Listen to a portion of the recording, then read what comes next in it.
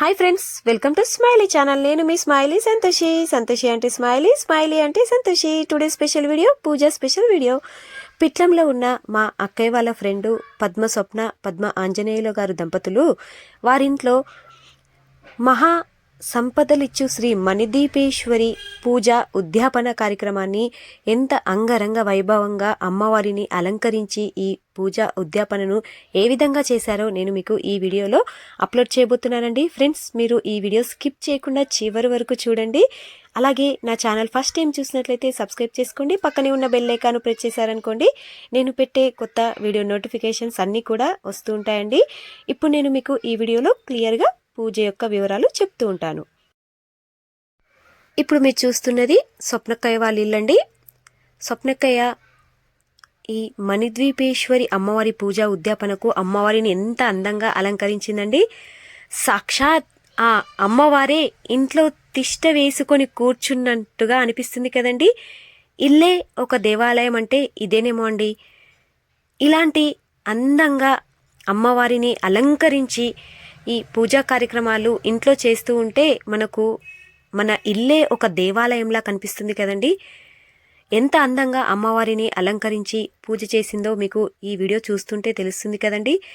మణిదీపేశ్వరి అమ్మవారి పూజకు ఇలా 9 రకాల పువ్వులతో, అలాగే 9 రకాల హారతులతో, 9 రకాల డ్రై ఫ్రూట్స్, అలాగే ఎన్నో రకాల స్వీట్స్తో, అమ్మవారికి 9 రకాల నైవేద్యాలతో ఇలా అమ్మవారిని అందంగా అలంకరించి ఈ అమ్మవారి పూజా కార్యక్రమాలనైతే వారు ఇంట్లో అందరూ కలిసి ఎంతో సంతోషంగా ఈ పూజా కార్యక్రమాన్ని చేశారండి.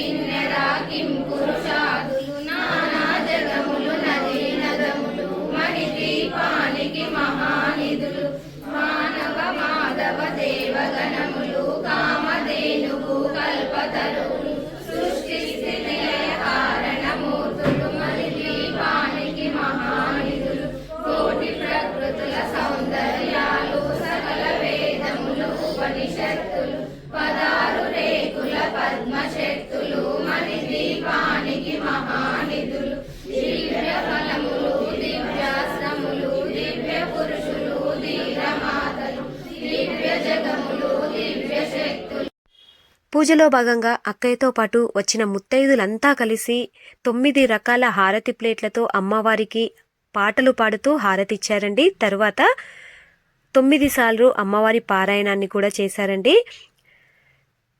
ప్రతి శుక్రవారం అంటే 9 శుక్రవారాల పాటు అమ్మవారి పూజా కార్యక్రమాల్ని చేస్తూ ఉండాలండి. ఈ విధంగా 9వ వారం ఉద్యాపన రోజు ఇలా అందంగా అమ్మవారిని అలంకరించి 9 రకాల దీపాలతో అమ్మవారిని ఆరాధించి భక్తి శ్రద్ధలతో ఈ అమ్మవారి పూజ యొక్క ఉద్యాపనను చేసిందండి అక్కయ్య. పూజ అనంతరం వచ్చిన వారందరికీ, బంధువులకు, మిత్రులకు, వచ్చిన వారందరికీ కూడా సాంప్రదాయబద్ధంగా అరటి ఆకులలో రకరకాల పిండి వంటలను చేయించి భోజనాలను కూడా ఏర్పాటు చేశారండి ఆ రోజు.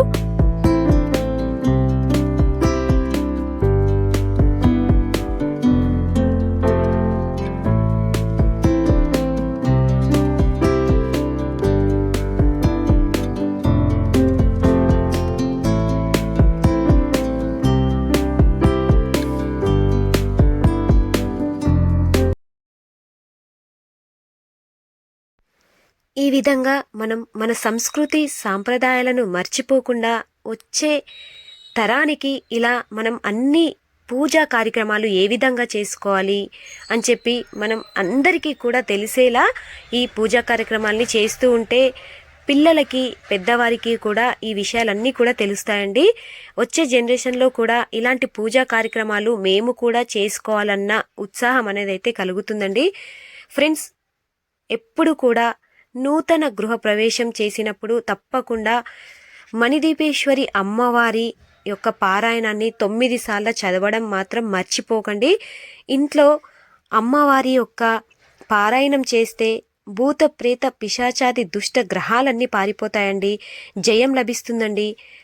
14 లోకాలకు పరంజ్యోతి అగు మణిద్వీప నివాసిని పరమేశ్వరిని 9 విధాలుగా పూజించుకోవడానికి మనకు ఇలాంటి గొప్ప అవకాశం దొరికిందండి. అక్కయ్య ప్రతి వారం చేసిన పూజ యొక్క ఫొటోస్ అండి. ఇంతకుముందు ఇప్పుడు మీరు ఫొటోస్లో చూశారు కదండి. ఇవన్నీ కూడా వారం అక్కయ్య చేసిన పూజ యొక్క ఫొటోస్ని కూడా ఉద్యాపన రోజున అందంగా గోడపైన అలంకరించిందండి.